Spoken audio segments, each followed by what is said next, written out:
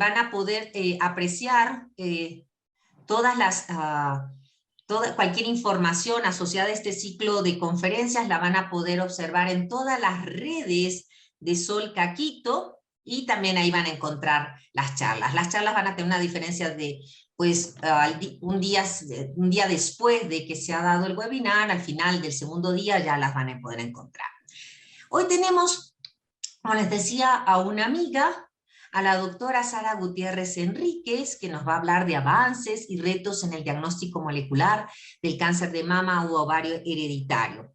Ella es genetista molecular, con una experiencia de 20 años en el campo de la genética humana. Obtuvo su título de biología en la Pontificia Universidad Católica del Ecuador y completó su PhD en genética en la Universidad Autónoma de Barcelona, antes de moverse con una postdoctoral Marie Curie en reparación de ADN y cáncer en la Agencia Internacional de Investigación del Cáncer en Lyon, Francia, y en cáncer hereditario en el Hospital de Santa Creu y Sant Pau en Barcelona. Ella obtuvo un contrato Miguel Servet, que es un programa prestigioso para incorporar investigadores clínicos en centros del Sistema de Salud Nacional Español.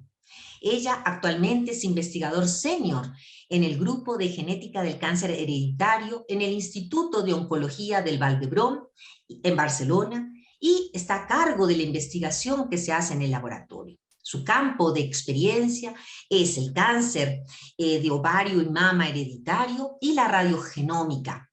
Su investigación está enfocada en mejorar las pruebas genéticas de testeo de estos tipos de cáncer a través de diagnósticos genéticos basados en ARN y la radioterapia personalizada, descifrando la susceptibilidad genética bajo la toxicidad del tejido normal radioinducido.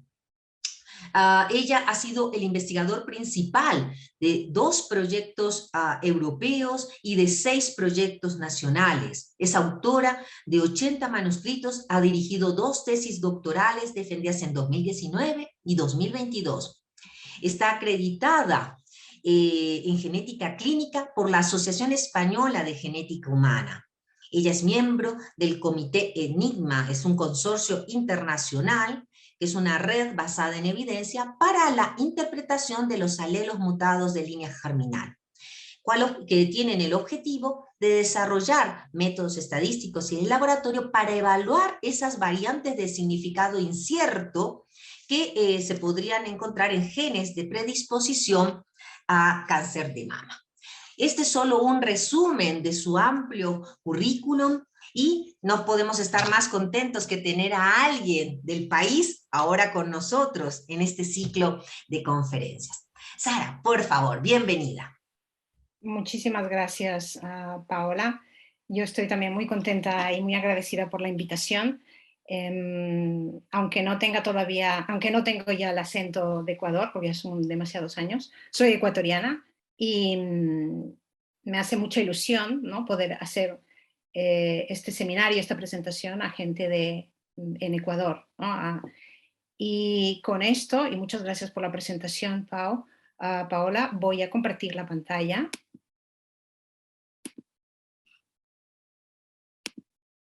Ven mi pantalla, ¿no? ¿Y me escuchan bien? Sí.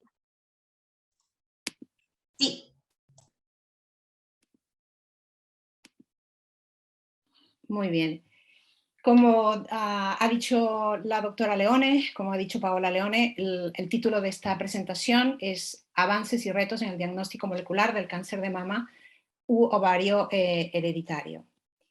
El contenido de mi presentación es este que está aquí en la diapositiva. Os voy a contar qué es el cáncer de mama ovario hereditario, cuáles son los genes responsables de este trastorno genético y qué riesgo confieren para tener la enfermedad, por qué es importante hacer un diagnóstico genético para encontrar variantes o mutaciones patogénicas en los genes responsables del cáncer de mama ovario hereditario, cómo se hace actualmente el diagnóstico genético y el futuro y los retos que tiene actualmente el diagnóstico de esta enfermedad mendeliana. En la primera, que se tiene constancia de la primera historia familiar descrita de cáncer fue en 1866 por el cirujano francés Paul Broca, porque su esposa tuvo un cáncer de mama muy joven, a la edad de los 37 años, y se interesó porque sabía que su madre y su abuela habían tenido y habían muerto de la misma enfermedad, de un cáncer de mama. Entonces él decidió recoger la historia bueno, esto es un árbol posterior, pero decidió recoger los diferentes familiares afectos de cáncer de mama y obtuvo 4 generaciones con una acumulación alta de casos de cáncer de mama. Y no fue hasta el año de 1990 que un grupo liderado por Marie Claire King en Estados Unidos describe o propone un sitio específico en el cromosoma 17 que estaría asociado con la historia familiar de cáncer de mama y ovario. 4 y 5 años más tarde, otros 2 grupos, uno de Estados Unidos y uno de Gran Bretaña, describen ya y nomenan, ¿no? Y dan un nombre a esta posición, al cromosoma 17, descrita por la doctora King, como el gen de BRCA1 en el cromosoma 17 y el gen de BRCA2 en el cromosoma 13. Y son los primeros genes y los que más alteraciones patogénicas encontramos en estos 2 genes en familias afectas de cáncer de mama o ovario familiar. Una historia familiar o cómo son los pedigrís, ¿no? Que cuando recogemos los familiares afectos, o cómo son los pacientes que tienen esta enfermedad, pues las familias tienen diversos familiares afectos en diferentes generaciones. La edad del diagnóstico es muy temprana, es decir, son muy jóvenes cuando se diagnostican casos de cáncer de mama y cáncer de ovario. Hay historias personales de cánceres específicos, como por ejemplo tener un cáncer de mama triple negativo antes de los 60 años, sin historia familiar. No hace falta que tenga una historia familiar, puede ser de que un caso de mama de triple negativo en una generación ya sea indicación de que de que sea debido a variantes patogénicas en BRCA1 y BRCA2, un cáncer de mama en las dos bilateral, en las 2 mamas, un cáncer de mama y cáncer de ovario en una misma mujer, casos de cáncer de mama en hombres y asociaciones con otros tumores, próstata, páncreas y otros tipos de tumores. Recordar que el cáncer, del 100% de cáncer, la mayoría les ponemos esta etiqueta de cáncer esporádico, y que el cáncer hereditario es un pequeño porcentaje, que es un 10%, esto en general, y también se aplica al cáncer de mama ovario hereditario. El riesgo que confiere alteraciones patogénicas, mutaciones patogénicas en estos 2 genes es muy alto para mama, es decir, a lo largo de la vida se va acumulando el riesgo, y a los 80 años las mujeres con alteraciones en estos 2 genes tienen una probabilidad de manifestar un cáncer de mama entre un 50 a un 85%.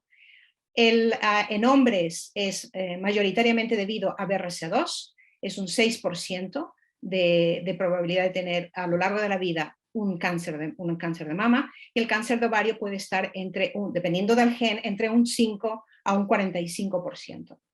Hay otros genes que se han ido asociando y verificando y comprobando la asociación con alteraciones patogénicas en estos 2 genes, como son páncreas, próstata, y este año se han publicado 2 estudios en que se demuestran una asociación clara ya, con un riesgo determinado, alto, más alto que la población general, para gástrico, tracto biliar y esófago.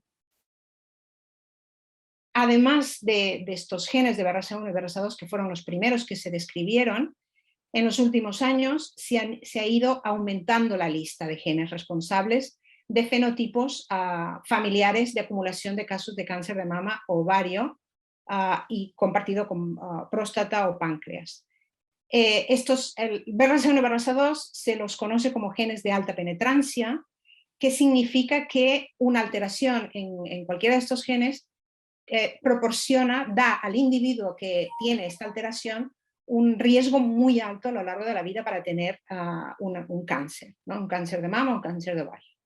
Otros genes con igual o más alta penetrancia son, que confieren riesgo de cáncer de mama es alteraciones en el gen de P53, en que la penetrancia es casi un 100%, el gen PTEN para adenomas, bueno, cáncer de mama, el gen STK11 en un síndrome de Pett-Jeger específicamente, y alteraciones en el gen CDH1 que además de dar riesgo a cáncer de mama lobulillar, da también un riesgo alto de cáncer gástrico, ¿vale? Y todos estos genes son de alta penetrancia porque estamos hablando de riesgos entre un 40 y un 80%.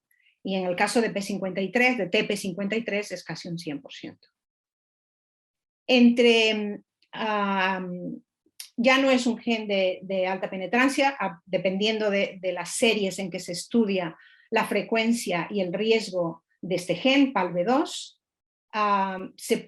puede ser un riesgo alto, pero no tan alto como BRCA1 o BRCA2, pero es un riesgo importante y es un gen que se ha descubierto en los últimos 10 años, es un gen de reparación y es un gen que interactúa con BRCA2 y se llama PALB2. Confiere un cáncer de mama, hay un riesgo de cáncer de mama entre al 5 al 9%, y a los 80 años un riesgo relativo que se expresa de esta manera, y un riesgo acumulado a los 80 años de un 53%, que es alto. Luego tenemos genes que les llamamos genes de moderada penetrancia, en que el riesgo ya no estamos hablando de riesgos de un 80% a los 80 años, sino de un riesgo de un 30%. Y estos genes también son genes implicados en la reparación, en la recombinación, en la reparación del tipo que se repara el DNA por recombinación homóloga, como BRCA1, BRCA2, PALB2. Otros genes, como he dicho, de moderada penetrancia son el gen ATM, el gen CHEK2, RAD51C, RAD51D, que además de dar un riesgo moderado para mama, dan un riesgo alto para cáncer de ovario, y se los conoce mayoritariamente como genes de cáncer de ovario. Pero en este año, después de un estudio de casos y controles, que estamos hablando de miles, de 50.000 casos, comparado con 50.000 controles, sabemos que estos dos genes también confieren un riesgo moderado de mama. Todos estos genes, los que hemos hablado hasta el momento de penetrancia, que llamamos penetrancia alta, riesgo alto y riesgo moderado, están implicados en la recombinación homóloga del DNA, una vía de reparación del DNA. Y muchos son también responsables de este síndrome recesivo que se llama anemia de Fanconi. Es verdad que nos he explicado que las alteraciones, las mutaciones en genes de moderada penetrancia y alta penetrancia en estos que hemos comentado, BRCA1, BRCA2, ATM, CHEK2, son en un solo de los dos cromosomas que heredamos. Heredamos de un cromosoma de la madre y un cromosoma del padre.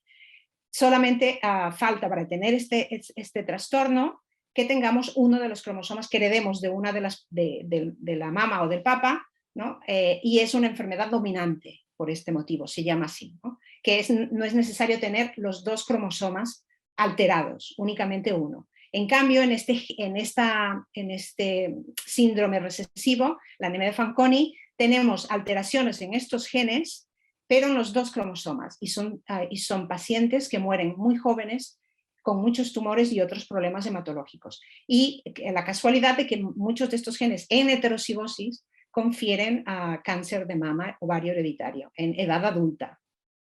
¿Vale? Este gráfico es interesante, aunque ya es un poco, queda desfasado porque hay algunos riesgos que ya se sabe que no están asociados, como por ejemplo el NBN, RAD50, MR11, que se sospechaba que podrían estar relacionados con cáncer de mama, pero ahora se sabe que no. Y aquí las evidencias que se tenían en este momento indicaban que podría tener un riesgo intermedio, pero ahora ya sabemos que no. Y entonces me gusta este gráfico porque es muy ilustrativo, ¿no? Mientras más intenso el color rojo es, más alto es el riesgo, tanto en cáncer de ovario como en cáncer de mama. Los que confieren más riesgo son BRCA1 o BRCA2. Después está PALB2 para cáncer de mama, y ATM, CHEK2, y para cáncer de mama y cáncer de ovario están RAD51C, RAD51D y BRIP1. Luego, hasta el momento hemos hablado entonces de genes de alta penetrancia que confieren un riesgo muy alto si heredamos mutaciones patogénicas en estos genes, riesgos de genes de moderada penetrancia, que el riesgo ya no es tan alto, y después se ha descrito también alelos de baja penetrancia. Son muy frecuentes en la población, cada uno de los alelos de susceptibilidad de estos alelos de baja penetrancia por individuales confieren muy poco riesgo, pero juntos todos estos cambios, 300, 400 los que se han descrito hasta el momento, si se hereda una combinación específica de todos estos diferentes cambios, pues el riesgo es considerable, ¿vale? Y se habla de un tipo de herencia de baja penetrancia, que da también susceptibilidad a cáncer de mama o a cáncer de ovario. Los genes son diferentes a los primeros que hemos hablado. Para resumir hasta el momento de lo que os he explicado, la mayoría de los casos de cáncer de mama y cáncer de ovario son esporádicos. Hay un pequeño porcentaje que es hereditario en los dos casos. Este porcentaje hereditario y familiar se debe a genes de alta penetrancia como BRCA1 y BRCA2, que son los primeros que se describieron, seguido por genes poco frecuentes en la población en síndromes muy característicos como TP53, genes de moderada penetrancia como ATM, CHEK2, BRIP1, RAD51C y D, y después genes de baja penetrancia, que estamos hablando de 300 a 350 o 400 cambios diferentes que juntos dan un riesgo de cáncer de mama o de cáncer de ovario. Pero aún así, conociendo toda esta arquitectura genética hasta el momento, queda sin explicar, no encontramos la causa genética en casos de cáncer de mama y ovario familiar o casos de cáncer muy joven, quedan sin explicar sin una causa genética en aproximadamente el 50% de los casos. Y este es el estudio del año pasado de un New England Journal of Medicine, en donde analizaron 50.000 casos comparados con 50.000 controles y establecieron el riesgo. Y esto es lo que ya os he venido explicando. Esta en gris es la población general, la población normal, sin mutación, que de cáncer de mama a los 80 años tiene aproximadamente un 12% de riesgo de tener cáncer de mama. Luego tenemos los genes de moderada penetrancia que dan entre un 20 y un 30% de riesgo, y están PALB2, BRCA1 y BRCA2 como los genes que dan un riesgo más alto de un 40%, más alto de 40%. ¿Por qué es importante diagnosticar este trastorno genético? Y en esto, para explicar esta parte, me va muy bien explicar la historia de Angelina Jolie, que igual algunos ya lo saben. Ella fue muy valiente y explicó que su historia de su familia, la historia familiar de cáncer, y hizo que el público en general sea consciente de que hay esta enfermedad y de que hay maneras de evitarlo, ¿no? Porque ella explicó que ella es portadora de una mutación patogénica en el gen BRCA1, que su madre y su abuela murieron de cáncer de ovario y cáncer de mama, y que ella, para evitar sufrir de un tumor de mama o un tumor de ovario, entre las diferentes medidas que los médicos le ofrecieron, ella seleccionó quitarse las mamas y quitarse los ovarios, y así evita tener estos tumores.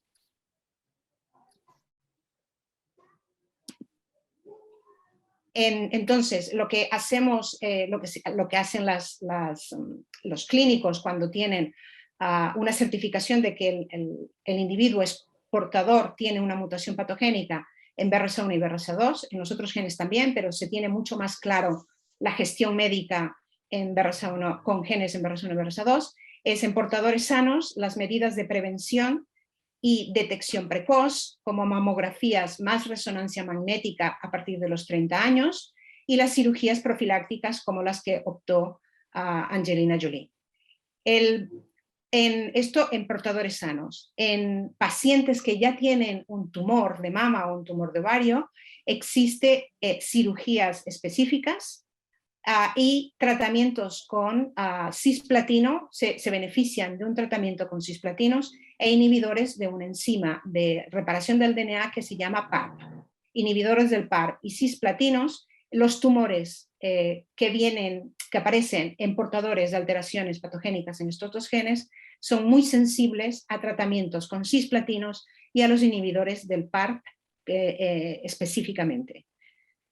En prevención también pueden aprovechar de prevención de segundos tumores, pues se les puede ofrecer una mastectomía contralateral y cirugías profilácticas. También se pueden beneficiar de un diagnóstico preimplantacional en determinados casos, después de un comité de ética, para seleccionar un embrión que no lleve las mutaciones patogénicas en estos dos genes. Los beneficios, por tanto, de saber si un tumor o una paciente o un individuo familiar es afecto o no son muy altas, porque hay una gestión médica muy determinada para este tipo de pacientes, que disminuye el riesgo de tumores secundarios, de nuevos tumores o de primeros tumores. En cuanto a las terapias, en los últimos años se ha avanzado mucho, y es sobre todo en estos fármacos que son inhibidores del PARP, que los conocemos así, y en cáncer de ovario, después de algunas líneas de tratamiento, si no funcionan, si ya se hace en la paciente resistente, la elección para este tipo de pacientes con mutaciones en BRCA1 o BRCA2 es tratarles con olaparib. En cáncer de mama, también en cáncer metastásico, después de algunas líneas de tratamiento, si se hace resistente, también la elección, el siguiente tratamiento es inhibidores del PARP, que tienen un beneficio muy alto, alarga la vida, sin tumor, sin un tumor, se vuelven resistentes algunas a lo largo de los años, pero tienen más años de vida. Y también se está estudiando en estudios clínicos el uso de los inhibidores del PARP en cáncer de páncreas y en cáncer de próstata. Este año, el último estudio que se ha hecho, el año pasado, perdón, en el 2021, habíamos visto que está aceptado por la FDA y por la EMA aquí en Europa, utilizar el inhibidor del PARP cuando ya el tumor ha sido tratado por varias líneas, se hace resistente y se utiliza olaparib, ¿no? El inhibidor del PARP, en este caso que el nombre comercial es olaparib. Pero se hizo un estudio clínico para probarlo en tratamiento adyuvante y se comprobó de que tenía un beneficio en sobrevida sin tumor. Y entonces ahora, hace poco, la FDA ha aceptado utilizar el inhibidor del PARP en un escenario adyuvante para cáncer de mama mutado BRCA1 o BRCA2, HER2 negativo. Y esto para BRCA1 o BRCA2. ¿Y qué pasa con los otros genes? También hay estudios clínicos en marcha y se ha visto que especialmente PALB2, tumores de portadores de mutaciones patogénicas en PALB2 se beneficiarían de un tratamiento con inhibidores del PARP. No así tumores con alteraciones de NCHEK2 ATM. Como hemos visto que es importante hacer un diagnóstico exacto de si la paciente o el paciente lleva o no es portador o no de una mutación patogénica en estos genes, el diagnóstico genético es clave. Esto se comenzó después del diagnóstico a buscar mutaciones patogénicas en BRCA1 y BRCA2, poco después de haber sido descritos en 1995, y lo que se hacía en ese tiempo era lo que permitía las tecnologías que se contaban en los años 90, y eran técnicas de electroforesis de screening general. Y solamente en aquellas muestras en que se veía un patrón alterado, se secuenciaba, y en ese tiempo había secuenciación con radioactividad. En la década de los 2000 ya aparece la secuenciación con fluorocromos, que es la secuenciación no radioactiva, la secuenciación de Sanger, y se prescinde ya, nos olvidamos ya de las técnicas electroforéticas y se secuencia a todos los pacientes con Sanger. Esto hasta la década de los 2010, que sale las nuevas tecnologías de secuenciación, las tecnologías que conocemos como secuenciación masiva, y pasamos de secuenciar a todos los pacientes con Sanger a secuenciar, además con Sanger nos permitía solamente genes individuales uno a la vez por paciente. Pasamos con las nuevas tecnologías a secuenciar muchos genes a la vez y muchos pacientes a la vez. Y esto es lo que obtenemos, es decir, antes con Sanger obteníamos un electroferograma por paciente y ahora lo que obtenemos son listas de variantes en muchos genes, de los cuales estas variantes necesitamos interpretar su efecto. Y la versión gráfica, digamos, en Sanger un electroferograma es el equivalente en secuenciación masiva, son estas ilustraciones en que muchas lecturas de las mismas posiciones, con cambios en colores en diferentes posiciones, nos indica que hay un cambio o hay una deleción en esta posición o hay una inserción.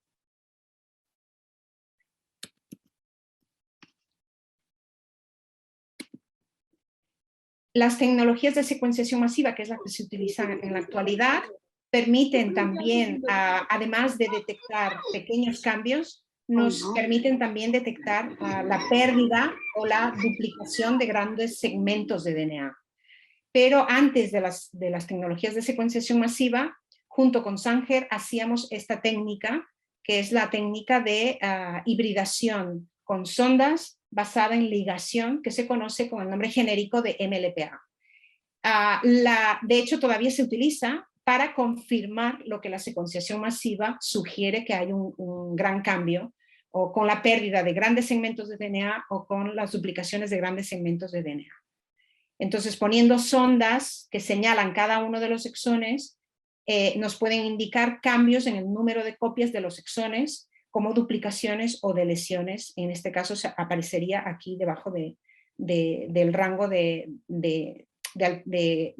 alteraciones del número de copias, ¿no? Y en este caso veríamos es una duplicación de los exones 1 y 2 del gen de BRCA1. Otros estudios adicionales que recordar que deciros que el diagnóstico genético se hace en DNA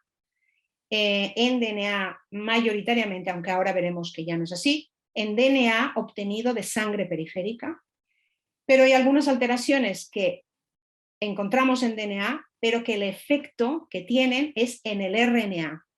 Y tenemos que confirmar ese efecto. Entonces, además de hacer secuenciación masiva en DNA, tenemos a veces que confirmar los efectos en RNA y trabajamos con RNA en el laboratorio.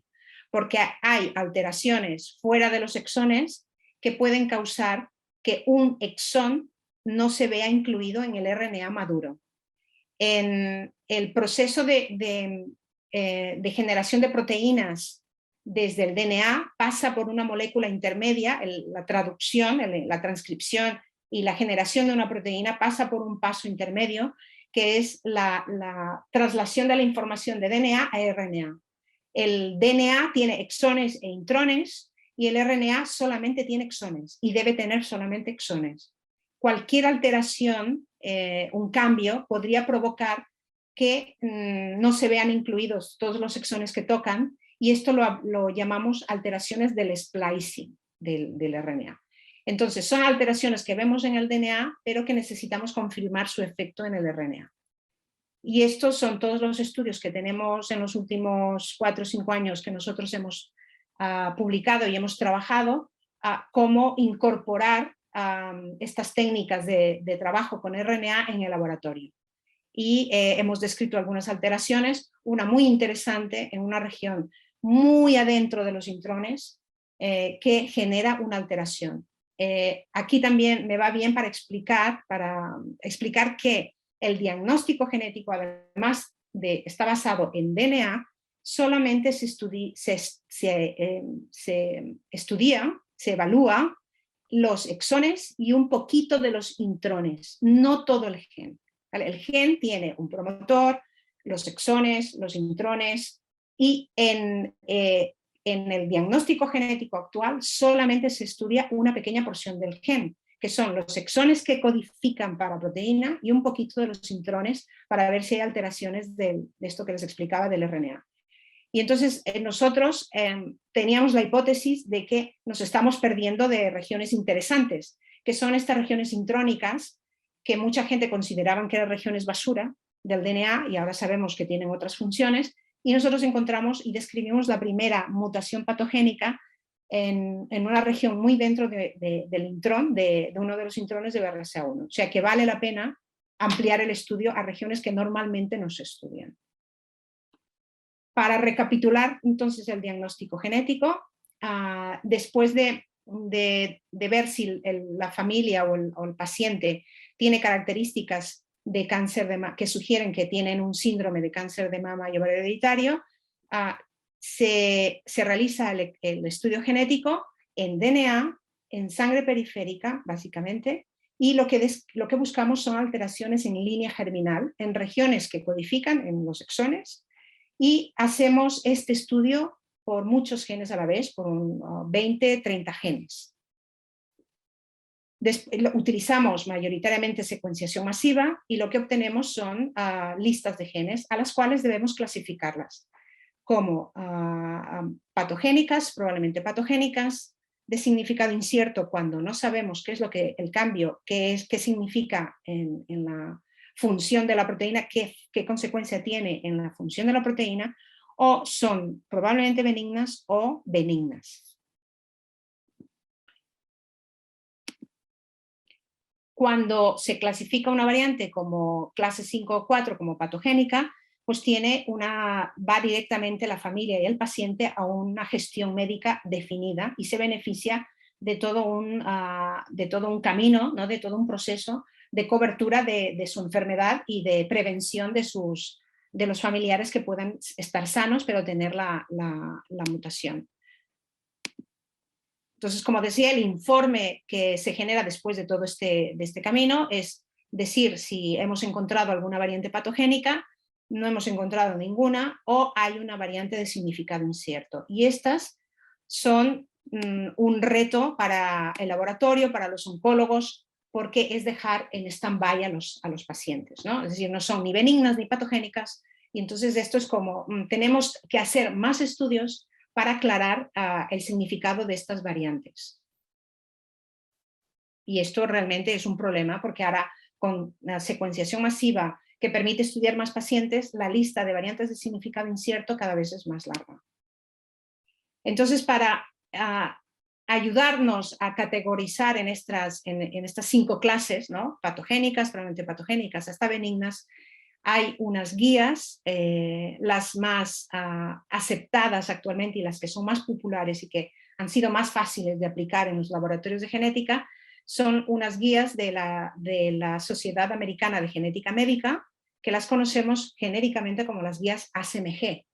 Y son viene un trabajo publicado en 2015 y son las que utilizamos en la actualidad. Estas guías lo que hacen es dar una fuerza de evidencia determinada, una certitud, ¿no? A cada una de las evidencias que podemos acumular de una variante. Estas evidencias, ¿cuáles son? Evidencias clínicas, como por ejemplo si la variante segrega o no con los diferentes casos de cáncer en la familia, si la variante, un predictor, un análisis teórico computacional predice que el cambio en DNA es patogénico, si la frecuencia de ese cambio es muy baja, es muy rara y por lo tanto puede estar relacionada con la enfermedad. Del contrario, si esa variante en población general es muy frecuente, se presenta ese alelo en más del 1%, es casi seguro que es benigna, ¿no? Y esta es una de las evidencias que debemos tener para clasificar a las variantes. Y también hay evidencias funcionales, estudios de RNA y estudios en la proteína. Todo esto, como ya vimos, para clasificar las variantes en 5 clases, en que patogénicas y probablemente patogénicas lleva directamente a la gestión y a la vigilancia del riesgo que tienen estos pacientes médicamente, en que permite buscar la mutación en sus familiares, ¿vale? Las clasificadas como 3 inciertas, la gestión de la familia se hace en función de la historia familiar y de otros riesgos de factores. No se hace un análisis predictivo, no se busca esta mutación para un significado clínico, sino para aclarar de si segrega o no en un ámbito de investigación. Y cuando es clasificada como benigna o no patogénica, probablemente benigna y benigna, los pacientes no se hace nada y son no variante detectada y por lo tanto no hay ninguna gestión directa.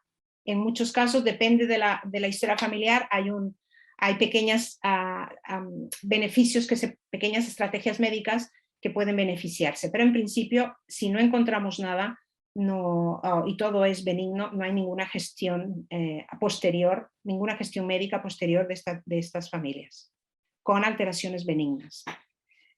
Y entonces, ¿qué genes estudiar? Nosotros en Cataluña publicamos este artículo proponiendo que diferentes combinaciones de genes deberían ser estudiados en función de si el fenotipo de las familias hay más casos de cáncer de mama, hay más casos de cáncer de ovario o hay los dos. Y también para la acumulación de cánceres de colon, que no voy a hablar de cáncer de colon en esta presentación, pero deciros que hay genes también que alteraciones patogénicas, mutaciones en estos genes germinales, dan un riesgo a cáncer de colon y es el síndrome de Lynch. Se conoce como el síndrome de Lynch. Y entonces lo que nosotros dijimos que además de seleccionar determinados conjuntos de genes en función del fenotipo de la familia, deberíamos hacer un análisis oportunístico por el beneficio que tiene detectar alteraciones en BRCA1, BRCA2 y estos tres genes MLH1, MSH2 y MSH6, que son los que confieren cáncer de colon, riesgo de cáncer de colon. Entonces, sin importar la historia familiar, siempre estudiaremos estos 5 genes, ¿vale? Además de los genes específicos de cada fenotipo familiar. ¿Y a quién se realiza el diagnóstico con un panel de genes actualmente? Hemos pasado desde el inicio de los años 90 a pacientes con una historia familiar muy cargada de casos, de muy alto riesgo, a analizar pacientes sin historia familiar, pero que tienen un tumor característico como es el de triple negativo, un tumor de mama triple negativo antes de los 60 años. Y ahora también estamos estudiando a todos los tumores de ovario que se diagnostican, tengan o no tengan historia familiar. Y esto se debe a que tienen un tratamiento específico con platinos, con cisplatinos y con inhibidores del PARP. Y es el tratamiento, si el avance en un tratamiento específico para estos tumores ha hecho que el beneficio de estudiar a todos los cánceres de tumores de ovario, a todos los tumores de mama triple negativo antes de los 60 años, se haga sin historia familiar, tenga o no tenga historia familiar, por el beneficio que tiene saber si son portadoras o no de alteraciones en BRCA1 y BRCA2. ¿Qué pasará en el futuro? Pues hay mucha discusión en el campo, no se sabe si acabaremos estudiando todos los tumores de mama. Por lo pronto, ahora ya empezamos a estudiar todos los tumores de mama sin o con historia familiar, pero que sean diagnosticados antes de los 40 años. Se están secuenciando ya y analizando tumores de próstata metastásicos. Se está proponiendo también estudiar tumores de páncreas. Hay estudios de coste-efectividad en que se ve un beneficio y a bajo coste, digamos, de secuenciar todos los tumores sólidos. Incluso la doctora Marie Claire King, ella propone que la descubridora del locus, del primer sitio de un gen del cromosoma 17 que estaba BRCA1, ella propone de que el beneficio es tan alto de saber si se tiene BRCA1 o BRCA2 que se haga en población general sana a partir de los 30 años, se ofrezca el estudio a gente sana, como hacerse un análisis de glucosa, vamos a decir, ¿no? O de colesterol. Esto todavía está en discusión, esto no se hace, pero hay mucha discusión alrededor de si el beneficio o la incerteza, la generación de estrés que puede llevar a hacerte un análisis de este tipo y si el coste económico vale la pena, etc. Pero todavía no estamos en este escenario. Y entonces el otro futuro del diagnóstico genético, que ya estamos en ello, es no solamente estudiar sangre periférica, sino estudiar el tumor directamente. Y entonces hay gente que empieza a estudiar el tumor, luego va a germinar la sangre, estudia a la vez sangre y tumor, o primero estudia sangre, si no encuentra nada en sangre, pues luego va al tumor de la paciente. ¿Y por qué? Porque BRCA1 y BRCA2 son dianas terapéuticas para tratar con inhibidores del PARP, ¿no? Y esto es en tumores, tumores que no eran de portadores en línea germinal, es decir, que no eran pacientes que nacían con esta alteración, pero que solamente el tumor tenía una alteración. Si eran tratados en función de este resultado con inhibidores del PARP, ya se ve que hay un beneficio para BRCA1 y BRCA2, aunque la alteración solamente esté en el tumor. ¿Vale? Y esto lo que os explicaba, que hay laboratorios o países en que se hace una secuenciación germinal en sangre, si no hay nada, se busca en el tumor. O al revés, se empieza, que es cada vez lo que tenemos ahora en la práctica, se secuencia primero el tumor, si se encuentra una mutación patogénica que sugiera que es germinal, se comprueba que es germinal. ¿Y por qué? Porque además del tumor, del beneficio que puede tener de saber que aquel tumor tiene una mutación, la consecuencia es también para los familiares sanos, ¿no? Entonces, por eso se tiene que saber si es germinal o no. El análisis en tumor no es fácil, es complejo. Es mejor en tumor fresco, pero la mayoría son biopsias en tejidos parafinados, en el cual la extracción de DNA es muy fragmentado, muy degradado, hay artefactos, la pureza celular de ver si solamente estamos secuenciando tumor y no tejido normal. Se tiene que secuenciar mucho la región y hay, además de tener una mezcla de tejido normal con tejido tumoral, también hay una heterogeneidad dentro del tumor mismo, ¿no? Que nos puede confundir el resultado del estudio genético. Pero ya se ha visto que en series, esto es del 2019, pero cada vez hay más cohortes estudiadas, y se ha visto que en cáncer de ovario, que ya se estudian todos los cánceres de ovario, un 28% es germinal, es decir, que las pacientes nacen, heredan esa alteración de padres en diferentes generaciones, ¿no? De padres a hijos, pero que hay casi un 9% en que no se heredan, no son cambios heredados, que se encuentran únicamente en el tejido somático del tumor. Por lo tanto, este 9%, si no lo estudiamos, no se verían beneficiados de una terapia específica. Entonces, el reto que veo yo del diagnóstico genético del cáncer de mama y ovario hereditario en el futuro es que, como hay una urgencia en tener un resultado de BRCA1 o BRCA2 por ahora, pero luego ya incorporaremos esta urgencia a PALB2, porque se ha visto que PALB2 también tiene un beneficio terapéutico con inhibidores del PARP, pues la lista se va aumentando de genes, y la urgencia de tener el resultado es ya, porque se tiene que tratar a esa paciente de una determinada manera, en que el asesoramiento genético ya no se hará como habitualmente en una consulta con especialistas en cáncer hereditario en asesoramiento genético. Y esto se hará a través de un oncólogo sin formación en genética, un cirujano, un ginecólogo. Ellos están pidiendo los estudios genéticos, y entonces se tiene que formar al personal médico, se está haciendo evaluaciones de que la primera visita, ¿no? Una primera visita de asesoramiento genético, que la hagan ellos, y cuáles son los resultados, ¿no? Hasta ahora se ha visto que dependiendo de los países va bien, que los pacientes están tranquilos, y que la etiqueta con la cual se conoce a este tipo de estudio es mainstreaming, que viene del inglés.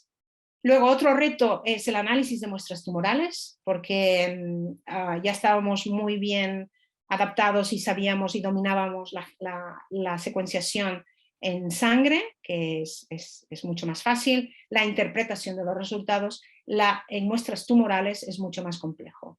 Se necesita mucho más especialización y tener en cuenta muchos factores.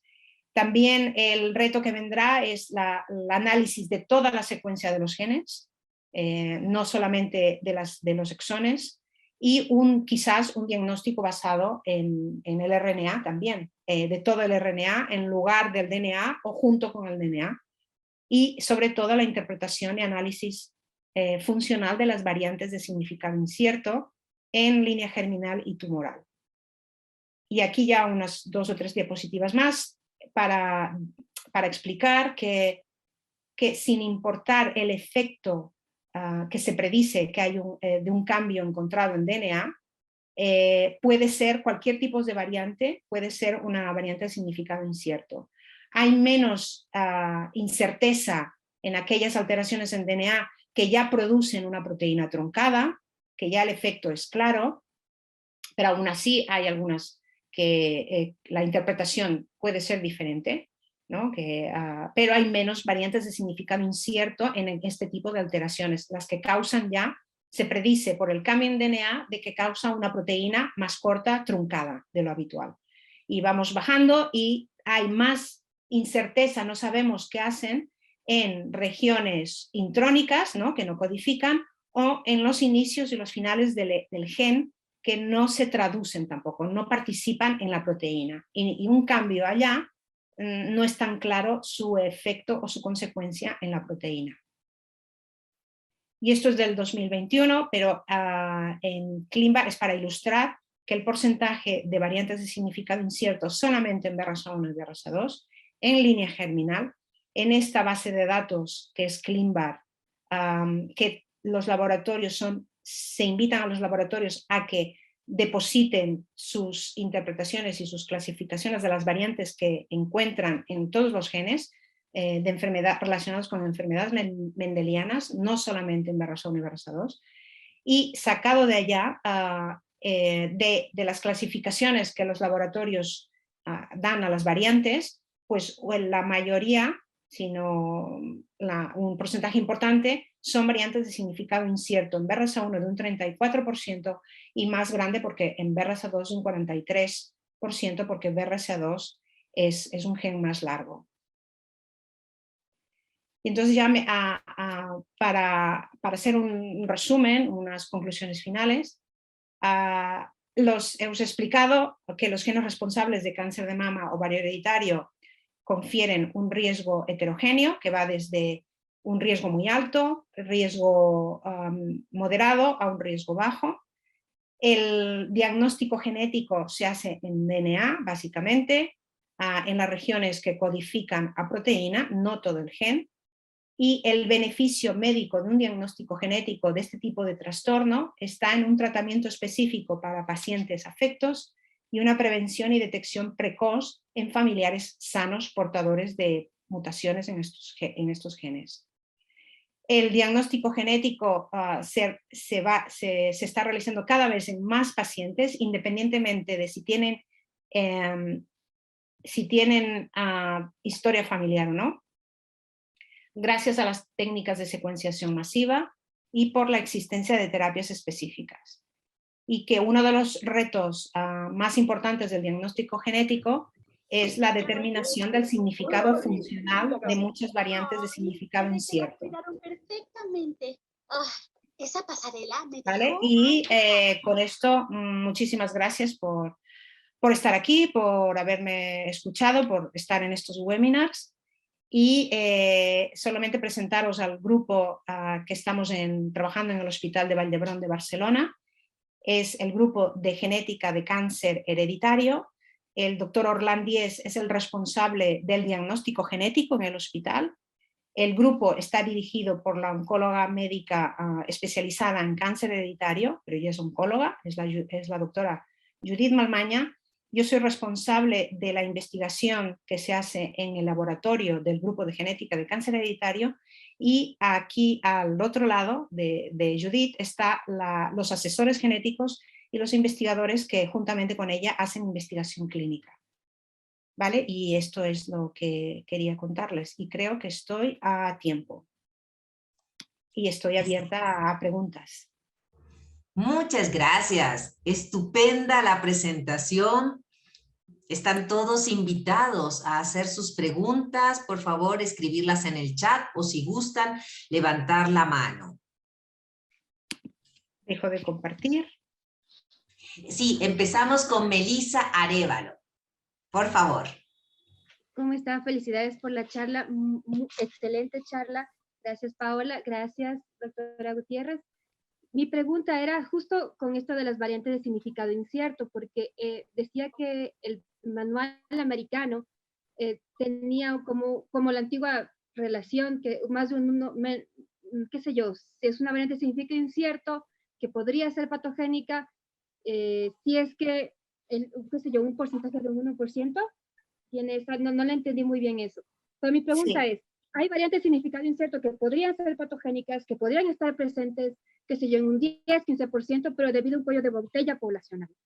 O sea, qué sé yo, como ya pasó con el mal de la Corea de Huntington, había zonas que por mucha consanguinidad, todos tenían digamos que esa misma variante y se dieron cuenta y así encontraron esa variante. Sí. En variante de significado incierto podría pasar algo así. Eso es mi pregunta. Que depende de la población. Gracias. Depende de la población, efectivamente. Depende de la población, pero las guías actuales, las que se utilizan, tienen en cuenta la frecuencia poblacional del alelo del cambio en poblaciones no endémicas, en poblaciones que no tienen, bueno, que no se reproducen entre ellos nada más, que no tienen una alta frecuencia de mutaciones fundadoras o de mutaciones recurrentes. Entonces, por ejemplo, como poblaciones en Finlandia, nosotros no tomamos, y de hecho las guías no recomiendan tomar la frecuencia de esos genes, de estos cambios, en esas poblaciones, porque son poblaciones muy específicas y como dices, efectivamente la frecuencia puede ser más alta de lo habitual, pero es porque es esa población. Pero las guías americanas y todas las guías que trabajamos, porque hay otras guías, se basan para poblaciones no endémicas, no consanguíneas, ¿no? Que no, entonces ellos seguramente, estas poblaciones como Finlandia o otro tipo de poblaciones tendrán sus propios notas de corte, ¿no? De frecuencia poblacional. Para ellos será más alta, efectivamente, para nosotros no. Para las otras poblaciones no. Muchas gracias. Aquí en el chat pregunta, enhorabuena por la charla, ¿de verdad cree que el papel de los genetistas puede ser sustituido tan fácilmente por otros facultativos sin formación en genética? Sí, esto también hay una discusión porque los oncólogos, incluso los oncólogos, que son los que deberían tener una formación en genética más, ¿no? más intensa, ¿no? Que deberían tener, no la tienen, y un cirujano, un ginecólogo, por lo menos, por lo tanto, no, lo que hacemos son, porque ellos lo que tienen que enfrentarse, o lo que tienen que hacer ahora es una primera pretest, que le llamamos nosotros, ¿no? Una primera sesión de asesoramiento genético, pero no dada por un experto en asesoramiento genético, sino por médicos. Entonces lo que se hace ahora es incentivar y se da cursos de formación y darles los parámetros básicos en cómo comunicar el riesgo, ¿no? Cómo explicar los puntos claves que tienen que decir a los pacientes, formarles y no dar un asesoramiento genético habitual, como el que se hacía hace unos cuantos años, con mucha información, sino los puntos claves. Y se ha hecho estudios posteriores, los primeros estudios, en que se ha visto en que los pacientes y la utilidad y el beneficio es igual que un asesoramiento genético clásico. Entonces también lo que se está formando ahora es, además de que informen y hagan esta primera visita a los pacientes, ¿no? De informarles que se les ofrece por el tipo de tumor un estudio genético, es también, además de esto, es también añadir una formación a los médicos en cómo interpretar los resultados genéticos. porque ellos reciben ahora informes de laboratorios directamente. Ya no es la consulta genética, sino que reciben ellos también el resultado. Son los primeros que podrían recibir un resultado genético. Entonces, aquí es muy importante también la formación. Sí. Entonces, aquí yo contestaría que es la formación a los médicos, la clave. Bien. Tenía la mano elevada María y veo que la ha bajado. No sé, ¿tiene su pregunta? No, parece que no. Bueno, sigo leyendo entonces preguntas del chat. Doctora, aquí estoy. ¿Tenía usted una pregunta? Sí, doctora. Escuchamos. Buenas tardes, doctora. Tengo una curiosidad, más que una pregunta. En cuanto a la situación genética, para personas que tenemos mayormente, ¿cómo podría decirle? Parientes o personas muy cercanas que ya han padecido de varios tipos de cáncer, entre esos cáncer de mama y cáncer ováricos. Usted como prevención, ¿a qué edad más o menos me podría recomendar una prueba como para saber si que estoy propensa también a una condición de estas? Siendo como parte también que desarrollé a temprana edad y siempre me salen ciertos como por decir, se me inflaman ciertos linfas cerca debajo del hombro, debajo del brazo, cerca de las partes de los ovarios, o sea, desde muy pequeña. Entonces mi papá decía que tenía temor a que yo sufriera de esta misma condición de un pariente. Entonces yo no sabría qué edad sería recomendable realizarme un tipo de examen como para poder mejorar una condición en el caso que se diera, pues no, entonces una prevención. Claro, aquí en principio está recomendado un análisis genético después de una visita a un genetista, ¿no? Y es a partir de los 30 años, me parece, porque yo no trabajo en la consulta, pero un análisis genético incluso puede ser antes también, antes de los 30 años, entre los 25 y los 30 años. Más joven, yo no lo he visto. Y además que las medidas de prevención son a partir de los 30 años. Mamografías, resonancias magnéticas, esto hay variabilidad en algunos países, pero la gestión del riesgo, es decir, con mamografías de control para detectar tumores muy pequeñitos, una detección muy precoz o evitarlos, ¿no? Es a partir de los 30 años. Entonces los exámenes genéticos podrían hacerse a partir de los 25 años, si no me equivoco. Entonces lo mejor, claro, aquí si uno tiene una historia familiar y está preocupado por si hay un riesgo y hay un gen implicado, se puede ir al médico de cabecera, se explica y es el médico de cabecera que luego dirige al paciente al hospital, a la consulta especialista. Claro, en Ecuador no sé cómo está. Creo que de lo que sé se envían los estudios fuera, se pagan, ¿no? Por estos estudios. No sé si hay algún laboratorio que lo ofrezca en Ecuador, pero deben haber laboratorios que ofrecen el estudio y se envían fuera, pero esto siempre tiene que ser a través de un médico especialista. Yo no me haría el estudio sin un médico especialista, porque las interpretaciones si realmente vale la pena hacerse el estudio, lo tiene que decidir un médico. Entonces esto se tendría que averiguar hablando con el médico que te lleva, luego que podrías dirigirte a un oncólogo, a un ginecólogo y que ellos te remitan si es que ven que deben remitirte, ¿no? Que deben enviarte, que te envíen ellos, siempre a través de un médico. Ok, muchas gracias, doctora. Excelente su ponencia. Muy amable. Gracias. Seguimos. Bueno, te felicitan, hay un montón de felicitaciones, paso a las preguntas. Muchas gracias por la presentación. ¿Han visto relación entre el grado de obesidad de las pacientes con una mayor prevalencia de cáncer de mama? Sí, Hay muchos estudios al respecto, obesidad y sobre todo densidad mamaria. Y entonces los riesgos ahora genéticos, bueno, hasta hace poco, se hacía solamente basado en el gen, en la información.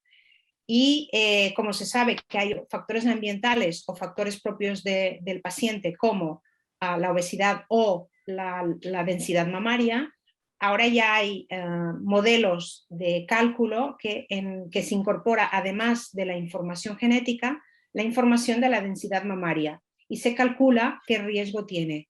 Entonces, si tienes una densidad mamaria alta con una mutación en BRCA1, tendrás un riesgo más alto que en pacientes o en personas que solamente tengan la mutación en BRCA1 y tengan una densidad mamaria baja. ¿Vale? Entonces hay un programa desarrollado por un grupo inglés que se llama Boadicea, que en las consultas de asesoramiento genético de cáncer de mama variohereditario se utiliza mucho, y ellos van actualizando sus cálculos, los validan, ¿no? En estudios grandes los validan, y es un programa que está muy bien, que es muy friendly, ¿no? Que se introduce la edad, la obesidad, yo creo que es no la obesidad, sino la densidad mamaria, pero que está relacionada con la obesidad también, podría estar relacionada, y otros factores ambientales de riesgo. Y se calcula el riesgo que tiene esa persona. Y en función de ese riesgo se hace una gestión del paciente o del individuo. Sí. Seguimos. ¿Una hija de paciente con cáncer de mama podría y debería hacerse un examen genético? ¿Y a qué edad? Esto siempre en función de la edad de diagnóstico de la madre, ¿no? Si es un diagnóstico muy joven, antes de los 40 años, normalmente, y si tiene más casos en la familia, si el tumor de la mamá fue triple negativo, si tiene antecedentes en la familia de cáncer de ovario, claro, depende de cada caso, ¿no? Y en función de su historia familiar, del tipo de tumor, pues a partir de los 30 años se puede consultar, yo lo haría antes, entre los 25 y 30 años, consultaría con un médico para ver si es que se tiene las características para buscar mutaciones patogénicas en los genes que conocemos. Bien. De la misma persona que te preguntaba antes sobre los genetistas, si podían ser sustituidos por otros facultativos sin formación en genética, pregunta, pero entonces yo como genetista, ¿podría formarme como oncólogo o ginecólogo? Si me formo un poco, a ver qué opinas. Sí, lo que pasa es que no es decir, ellos no harían de asesores genéticos completamente, es únicamente darles unos puntos básicos y que la gestión posterior de ese paciente en función del resultado se haga a cargo de los especialistas en genética. La necesidad de esto es porque el tratamiento, que es el oncólogo, o el ginecólogo que tiene que hacer la cirugía, o el cirujano que tiene que hacer la cirugía, es el que decide si hace una cirugía o un tratamiento. Entonces, como es de él ahora, él o ella, que es la que tiene que saber inmediatamente qué tipo de alteración tiene, pues se ha visto que lo más práctico es que lo hagan ellos la primera visita, no todo el seguimiento. Por lo tanto, no es lo mismo. Por lo menos es lo que se hace aquí, ahora se comienza a hacer, no siempre. Bien. Pero es la urgencia de tratar a esa paciente o a ese paciente con un fármaco o de hacer un tipo de cirugía para evitar que tenga un tumor en la otra mama. Entonces se ha visto que lo más práctico es de que ellos hagan la primera visita y no toda la visita como se hace en un asesoramiento genético, sino puntos claves y que le haga firmar el consentimiento informado al paciente, pero muy bien informado con los puntos claves. Y esto funciona. Pero toda la gestión posterior se hace por especialistas en genética. Pero los genetistas son los que le dan esos puntos claves, entonces. Sí. Bien. Otra pregunta, dicen, excelente presentación. Mi pregunta es si se ha evidenciado alguna relación de las mutaciones de BRCA1 y BRCA2 con el desarrollo de cáncer de endometrio. Hay algún estudio que sí, que dice que sí, pero no se ha acabado de demostrar. Seguramente es porque confiere poco riesgo, puede ser de que confiera riesgo, pero no es tan alto y por eso es que no se ve. O sea, que se necesita estudiar muchísimos casos para ver este pequeño incremento. Entonces hay estudios que apuntan a que sí, pero no está confirmado. Sigo. Excelente ponencia. En un reporte de NGS, las variantes de significado incierto, en este caso de BRCA, son descritas en el reporte. ¿Cómo se maneja en esos casos? ¿Qué, perdona? ¿Puedes volver a leerla? Sí, perdona. Sí, te la leí tal cual, a ver, vuelvo a leer. A ver. En un reporte de NGS, las variantes de significado incierto, en este caso de BRCA, son descritas en el reporte. Vale. ¿Cómo se maneja? Sí, está bien explicada. No, es que me he desconectado un segundo. Sí, no, está bien hecha la pregunta. Sí, esto también hay mucha discusión, pero aquí en Cataluña y en España, me parece también, se ha acordado, habían unos laboratorios que decían que no, pero hemos acordado en que se reportan las variantes de significado incierto, por la utilidad que puede tener si finalmente se acaba clasificando como patogénica o como benigna. Entonces, que por lo menos esté en un papel y que ese paciente, si se va a Ecuador, si se va a Estados Unidos o si se va a Roma, pues que tenga ese informe, ¿vale? Entonces, es por la importancia potencial de esa variante de significado incierto. Aquí se ha acordado, por lo menos en Cataluña, y creo que en muchos laboratorios también fuera de Cataluña, se ha acordado que se reporten en el informe. ¿Y ustedes pueden llegar en algún momento a hacer algún tipo de actualización y por lo tanto contactar al paciente para informarle si hubiera un cambio de significado incierto, qué sé yo, a patológica o a benigna? Se debería, pero requiere personal, recursos que no hay. Entonces, se han publicado algún estudio en Estados Unidos o en otros sitios en que después de unos cuantos años hay una reclasificación importante hacia benignas, no hacia patogénicas. Hay pocas que quedan reclasificadas como patogénicas, muchas siguen siendo de significado incierto y muchas son benignas. Pero esta reclasificación, por ejemplo, ahora tenemos una persona que está haciendo un grado de una licenciatura, que su trabajo final de licenciatura es reclasificar, porque no hay personal para hacerlo, pero se debería, pero no tenemos, no nos da la vida para más. Sigo preguntándote cosas. Acá dice, buenas tardes, doctora, una pregunta. ¿Una persona con quiste ovárico puede llegar a tener cáncer ovárico? No, yo no soy médico, ¿eh? Esto los médicos lo deben contestar en lugar que yo, pero no necesariamente, no hay ninguna relación. Se ha visto con poliquísticos, hay alteraciones en algunos genes, pero estos son estudios de ahora y no está claro si, es decir, se ha descrito genes en CHEK2, porque esto salió hace poco, hace una semana, alteraciones en CHEK2 y en otro gen, pero en CHEK2, da riesgo para poliquísticos, pero no se ha visto que esté relacionado eso con cáncer de ovario, es decir, que se planteaba de que hay diferentes tipos de alteraciones que dan riesgo a diferentes tipos de enfermedad, malignas o benignas. O sea que no necesariamente, no. Y yo, de que yo sepa, no hay ninguna relación. No, vale. No. Te pregunta, dado que usted explicó en una de las gráficas que a los 80 años el riesgo de cáncer de mama es de 12%, ¿recomendaría el diagnóstico molecular a la hija de una mujer que solo a los 80 años tuvo un tumor mamario?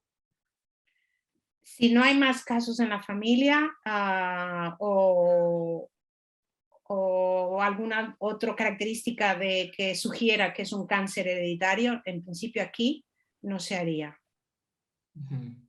No se haría, no se le recomendaría. No estaría recomendado hacer un estudio genético solamente con una generación de su madre a los 80 años. Porque como es muy frecuente, es decir, es un 12% de la población normal sin tener mutación tendrá un tumor a los 80 años. Entonces, no, si solamente es ese caso, aquí no se recomienda hacer. Volviendo un poco a lo anterior, el hecho de que la primera consulta sea con el oncólogo en algún momento podría estar afectando a los genetistas y más allá que todavía no ha salido aprobada la especialidad de genética. Una buena pregunta. No, ya lo comentaré. No nos hemos visto amenazados todavía, pero no creo, porque ellos no hacen una especialización en genética. La especialidad, si la quieren hacer cuando la haya, será abierta para médicos, oncólogos, biólogos, farmacéuticos, para quien quiera hacer la especialidad. Por lo tanto, yo creo que la oportunidad será para todos igual. Aunque hagan la primera visita, no significa que sean especialistas. Tendrán que hacer una especialización cuando la haya. Igual que todos, ¿no? Bien. Con respecto a acceder a toda esta información, ¿el paciente puede entrar directamente a cualquier servicio de salud público y poder tener derecho a todos estos análisis de NGS? ¿O eso ya es a nivel privado? No, aquí es público. Si tiene criterios y está dentro de los criterios en que se recomienda un análisis genético, es pagado por la Seguridad Social.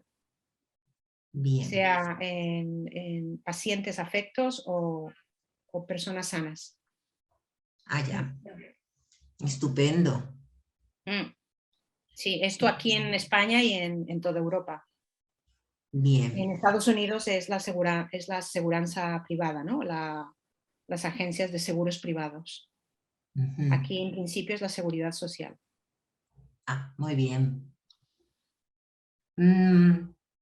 ¿Alguien más tiene alguna pregunta, comentario? Aprovechar que tenemos a Sara aquí con nosotros. Bueno, parece que no hay más preguntas. Una dice, buenas tardes, disculpe una pregunta, ¿el autismo puede detectarse con exámenes genéticos a temprana edad? Sí, no soy especialista en autismo, pero sí, hay paneles de genes, sí, pero no soy especialista y no puedo decirlo. No sé qué genes, no conozco del tema, pero sí que hay diagnóstico genético que se puede ofrecer, pero no sé ni las condiciones ni los criterios, no. Sí, tenemos quien contesta, justo, Laura, que dice que sí que hay arrays para autismo. Sí, es verdad, es verdad. Sí. Hay otra pregunta, ¿es cierto que los estrógenos de la cerveza producen aumento del tejido mamario y la soja inhibe ese crecimiento? No lo sé, he oído algo, pero no sé si hay estudios científicos que lo avalen. No lo sé. Ya. Bueno, y Laura complementa con respecto a la pregunta anterior que sí, que aparte de los arrays también hay paneles específicos de genes asociados. Del lúpulo de la cerveza, no lo sé, no sé. No sé si hay algún estudio que se haya hecho al respecto. Ya. No, estupendo. La verdad que muchísimas gracias, más también por la hora. Ya no es el día 21 para ti, ya es día 22. Así que no, más bien muchísimas gracias. No, no, muy contenta de poder hacerlo. Hombre, a mí que me da mucha ilusión poder hacerlo. Hombre, es Ecuador. Yo sigo siendo ecuatoriana. Y me gusta mucho poder hacer estos seminarios de algo que por lo menos, más o menos sé, ¿no? Y he trabajado durante unos años y puedo ofrecer una presentación. No, buenísimo, no, la verdad que buenísimo. Así que esperamos que realmente poderte ver presencialmente aquí en Ecuador. No sé, ojalá que el próximo año sí podamos tener.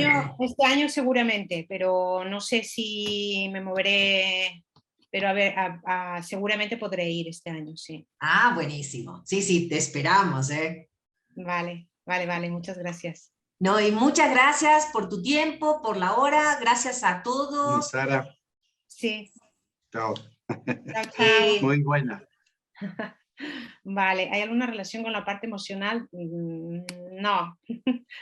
Perdón, ya te estaba escapando. Sí, no, porque me han escrito ahora. Se habló mucho, pero no está comprobado.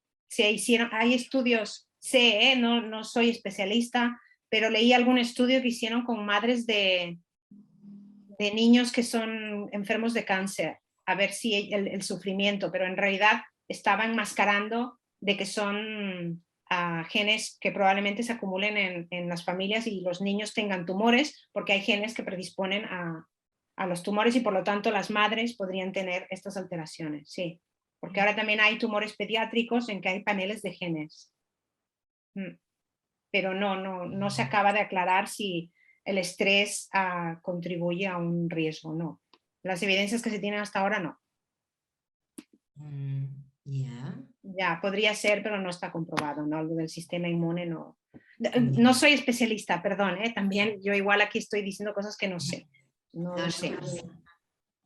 ¿Vale? Bueno. Bueno, para todos, muchas gracias. Bueno, mañana no será a las 5 de la tarde, mañana será a las 6 de la tarde, 18 horas, así que, y será mucho más cortito. Muchas gracias. Si llegara a haber alguna pregunta más, pues sí, ya te la transmitimos. Sigo, porque me voy despidiendo y de pronto digo, vaya a aparecer otra pregunta. Pero sí, te van agradeciendo. Y al principio había muchas felicitaciones, ¿eh? Así que no. Muchas gracias. No, muchas gracias, ¿eh? Bueno. Cuídate mucho.